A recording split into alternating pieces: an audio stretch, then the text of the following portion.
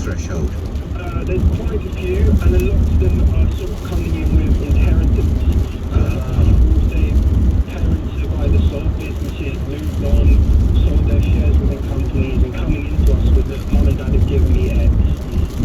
They've obviously managed to skip out on some sort of inheritance tax, which I know came in recently as well. And they're just saying, like, right, we know that we want to put our money into property because it's a safer thing to put it in nowadays. Yeah. How exciting is it for you and your girlfriend that you're getting your own place? Have you bought it yet? Have you moved in yet? We're not moved in yet. It's an incredibly slow process on our end. The solicitors, as I said, are absolutely slammed in.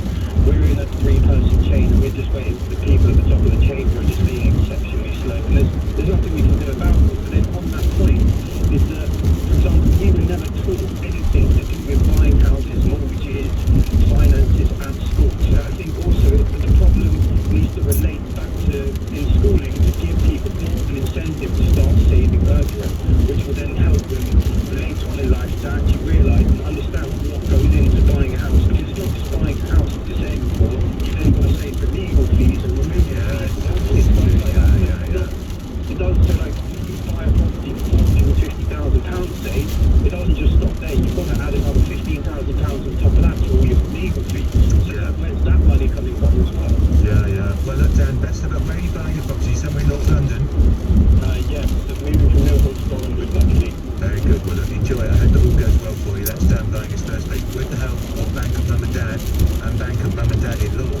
Let's go to Phil, who's calling from Camborne in Cornwall. Now, Phil, has there been an explosion of interest in people buying around where you are? Because you're in a very fine part of Cornwall.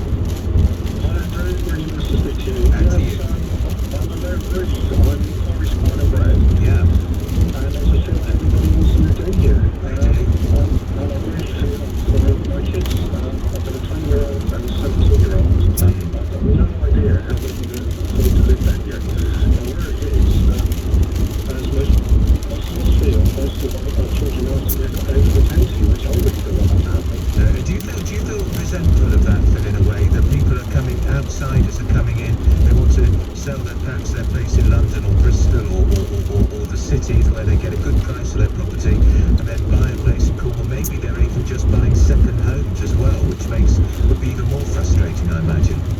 The second homes, that's what goes, if I'm honest. Yeah. Because they're just buying up stock, which the locals can't buy. Yeah. So yes, my great colleagues will take the mick out of me for being fiercely Cornish. Yeah. But it's nice to be Cornish. It is. We're in a lovely part of the county with the best beaches. A lot can't advertise the place. No. And it's being advertised a lot of good so they come down here. Everything on the TV, everything's publicised now. Cornish doesn't really help because everybody sees what we've got down here.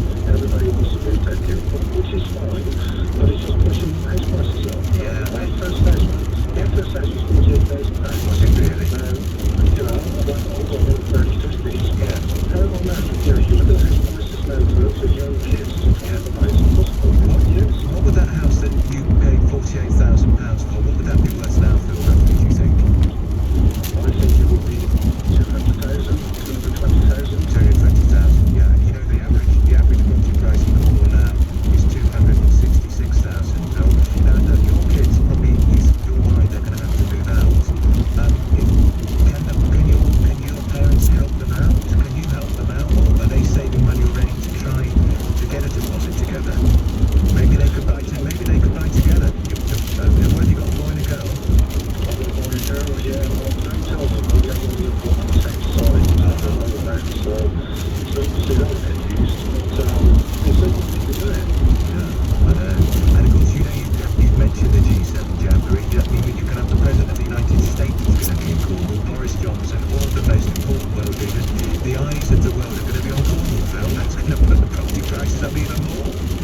Well, I don't think it's coincidental, but with all the press that it's done, I've overlooking the marina, which is a fantastic spot to be looking at. And then also we've got the space in time, so the backdrop of there is amazing. So that's what we want to see. Yeah. Which is great. It really does put them on the map.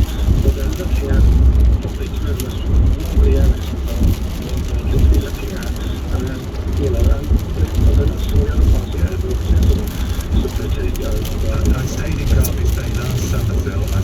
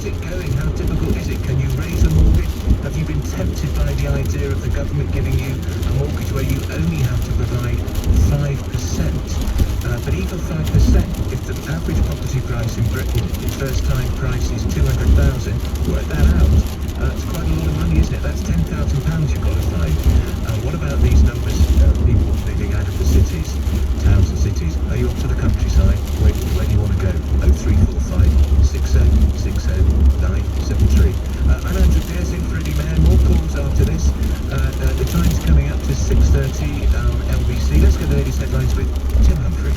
The Prime Minister says we're on track to allow some international travel again from the 17th of May, despite a warning airports could become breeding grounds for coronavirus. A group of MPs is calling for a delay to foreign travel for leisure because of concerns about new variants. The Foreign Secretary says there's no truth in claims the UK is close to securing the release of Nazanin Zaghari-Ratcliffe from being held in Iran. The British Iranian has been sentenced to prison again, having first been jailed in 2016. A 28-year-old man has been arrested following yesterday's protest at Manchester United's Old Trafford ground. The Greater Manchester Force says one officer suffered a fractured eye socket, another was dragged and kicked. The weather early evening rain over England clearing. The clearer spells and showers already over Ireland and Wales will follow on behind. Rain and more snow for Scotland and very weak in the south and west and over one. Celebrating the start of music, news and entertainment, LBC brings you the Global Awards 2021. The winner for this year's awards have just been announced, including Hunting Lane, John Sweeney picking up Best Podcast. To find out who won and see all video reactions, head to lbc.co.uk. You're listening to Andrew Pearson, LBC. The time is 6:31. LBC. Want to park up and get your Big Mac brought to your car? Step 1. Place an order on the My McDonald's app. Step 2. Park in the Click and Serve numbered bay, enter the number in the app, and we'll bring your meal right over. So you can enjoy your Big Mac. Like a big deal. New Click and Serve on the My McDonald's app. As simple as it sounds. Click and Serve available at participating restaurants only. See mcdonalds.co.uk for full list. Serving times may apply. Do not download or use the app whilst driving.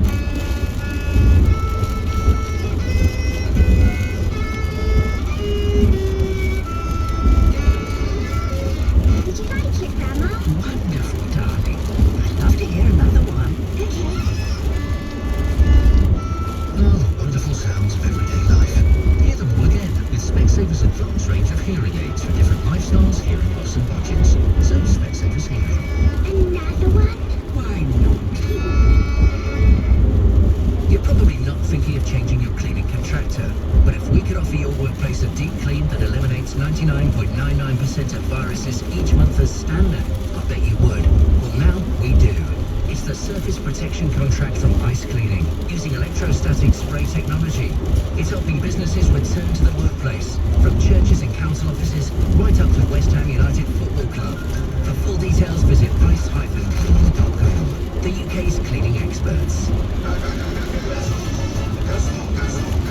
These guys have just discovered the better way to buy their next car, and they're all over it. They've gone online to Kazoo, picked out the car they love, and can collect it or have it delivered to their door.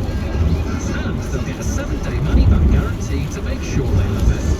Play us out, boys.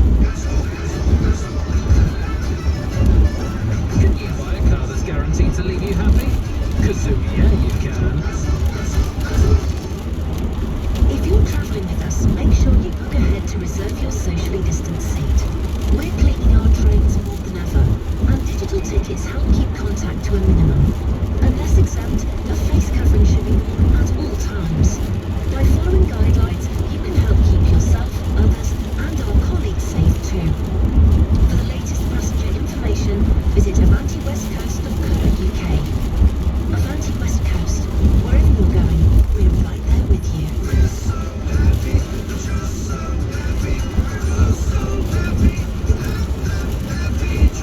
If you've ever tried unplugging your drain yourself, you'll know it's a stinky, smelly, dirty job. And rarely ever as straightforward as it sounds. So if you've got a blockage, think happy thoughts and call on the experts for a fixed price drain unplug and CCTV inspection. Click happydrains.co.uk. This is LBC with Andrew Pearce. Call 0345 6060 973. Tweet at LBC. Text 84850. Talking about that report, the research by Savills saying first-time buyers are now paying £200,000. That's the average cost of a new home. How on earth are they ever going to get on the housing ladder? And haven't the measures the government have brought in because of COVID, the stamp duty holiday, for instance, just accelerated the rise in house prices, which has made it even more difficult for first-time buyers. Yaz is calling from Southend-on-Sea. Yaz, hello, what do you think? Hi there, Andrew. How are you doing? You all right? I'm all right, thank you. What do you think? Well, to be honest with you, I want to tell you our situation. Me and my wife, we got married pre-pandemic, and Yeah. I can tell you, we've been trying to buy our first house for the past year now. It's probably been the most difficult thing ever. I'm not joking with you. I live in Southend, and Yeah. it's not an amazing coastal place like Cornwall or anything Yeah. along those lines. It's a nice place. Very but nice. it's a jump start of people from, like, say, like London and surrounding areas, basically coming into Southend and wanting to obviously have that extra space and everything along those lines. Now, it's become such a... I'll give you an example. The last viewing that we went to for a house, it was up for £275,000 or £80,000. We gave the asking offer because we thought no more haggling, there's no more point haggling anymore. Yeah. Their statement is all they do is they leave you to do what you want, they don't even try selling their houses anymore. So basically, we gave the asking offer. We thought that we'd taken off the market. It wasn't taken off the market because the homeowner had 40 plus extra appointments, so viewings on the place, and they just basically wanted to see how much they could actually get for the property. Yeah. So what did And it's been like that for the past year. so and what did it go for in then? You didn't find out, but you didn't get it. no, it's still up for sale right this moment. Oh, I They're see. still waiting, so they're going to tell us by the end of the week, and majority of the time they don't get back to us because our offer's not what they want. It's just a lottery, isn't it? Is it you're still determined to carry on though, yes? You want to get that property, you and your wife? Yeah, 100%. And the only reason why we want to stay in Southend, I'd love to go back up to like Yorkshire or something like that. It's beautiful up there, and it's, you know, what you get for your money is amazing. However, because of my mum's sort of disability and stuff like that, Yeah. we want things close by. So, and that's why we've been in Southend. It's the most. So you're a local boy and you want to stay there, and of course because people do move out of London and they want to go nearer the coast, and of course that does push the prices up. How much deposit can you afford, Yaz? So, in short, we're trying to get, well, first night was 5, we're just scraping to get 10 together, 10% deposit now for the house. So obviously for that place would have been £28,000 and so on and so forth. However, it's the money, it's coming from bank of mum and dad, sister, brother, everybody, really? this sort of thing, because our salaries aren't what we need to do for our affordability, and it's mental because it's the hardest thing to do now to buy a house. I know, so Seriously, stressful. really difficult. Well, yes, I hope it works out for you and your wife, and great that you want to stay near your mum to keep an eye on her. Yes, thank you so much for your call. We're going to carry on with that conversation, but first, I want to talk about the Foreign Office, which has played down reports that Nazanin Zaghari Ratcliffe could soon be freed from prison in Iran. Dominic Raab has just held a joint, that's the Foreign Secretary, of course, has just held a joint press conference with the new US Secretary of State, Antony Blinken, and he was asked about the case of Nazanin Zaghari Ratcliffe. On the detainees and the situation in Nazanin, obviously we're working very intensively to try and secure their release. We have been for many months. I would say that it's incumbent on Iran unconditionally to release those who are held arbitrarily and, in our view, unlawfully. And the reports, I'm afraid, are not yet accurate in terms of the suggestion of her imminent release. Well, Sandy Hamdi is a Middle East writer and journalist. Sandy, a lot of this is about the apparent debt that Britain owes Iran, £400 million dating back to the 1970s. There's been a spate of press reports suggesting it may have been paid, it may not have been paid. What's, in your understanding, is this the key to whether she is to be released or not? And do we know whether the government has paid it? Because it's been pretty unclear. I don't think it's solely to do with the £400 million that the UK owes Iran for tanks that were purchased in the 1970s. I think it's more to do with Iran using this as leverage in the wider context of the Iran nuclear deal, in the wider context of Iran trying to apply pressure on the international community generally as it seeks to emerge from isolation. And when we look at Nazanin's case, we also saw Iran a couple of months ago seize a South Korean tanker and essentially threatened the South Korean government that it would not release the tanker until they released frozen funds from the bank accounts. Iran is seeking the unfreezing of billions of dollars or billions of pounds worth of funds. It's starting to see assurances coming from Washington, coming from the Biden administration in a manner that wasn't coming from Trump, that perhaps some funds might be unfrozen. And I think that when we look at Dominic Raab's statement and the unique case of the UK and Iran with the case of Nazanin, I think it's more a PR exercise. Britain does not want to be seen as having to pay this large ransom